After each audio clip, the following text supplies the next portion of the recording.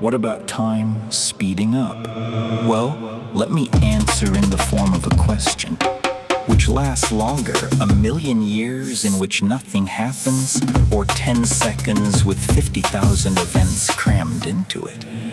In other words, really time is only experienced by the events which occur within it.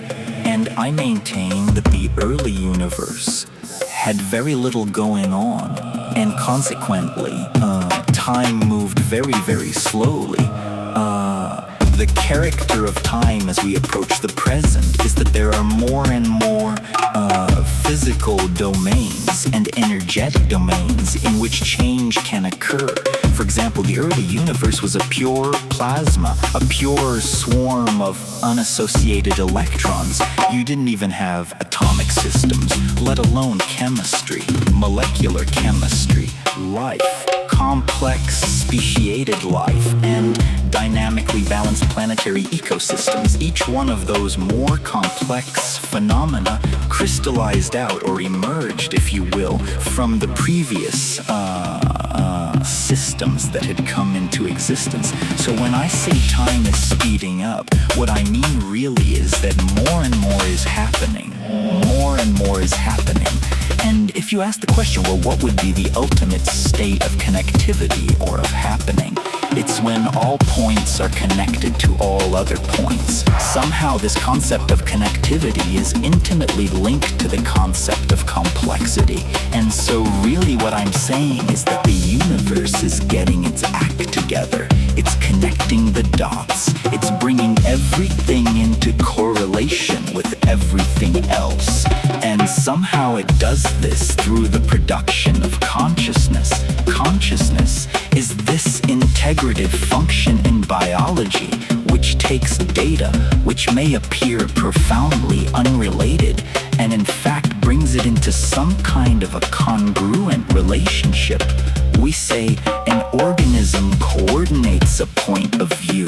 Well, in a way, what's happening over time is that the universe is coordinating a point of view.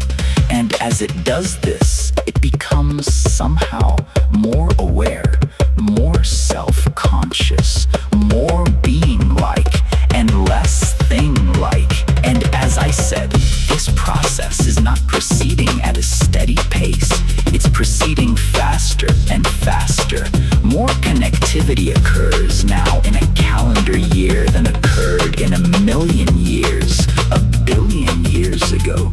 So somehow as we approach the present, we find ourselves in an ever denser realm of activity, interrelationship, connectivity. And the result of this is more of the same, producing a shrinking globe, ever more immersive technologies, dissolution of political, social, gender, and class boundaries of all sorts. So that's what I mean when I say the universe is speeding up. You know, before the advent of man, of human beings, the fastest changes on this planet of any consequence were genetic changes in the genomes of plants and animals. Well, biologists know that for a fruit fly to add a spur to its leg, for a bird to change its plumage, you need hundreds of thousands, sometimes millions of years of evolutionary time. With the advent of human beings using spoken language, a new kind of possibility was born.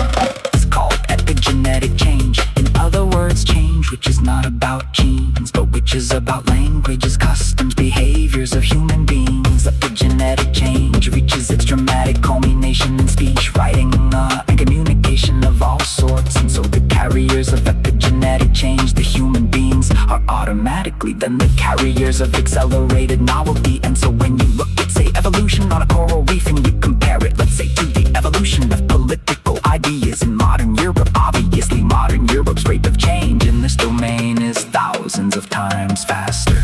So by moving from the genetic to the epigenetic realm, we have vastly accelerated all kinds of processes. Now we appear to be about to move from the strictly human domain to the human-machine symbiosis domain.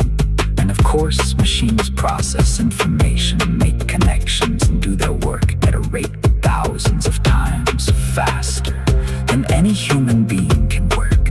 So we see again a progressive acceleration of the process of creating and maintaining variety varieties of connectivity. And that's what I mean by time is speed.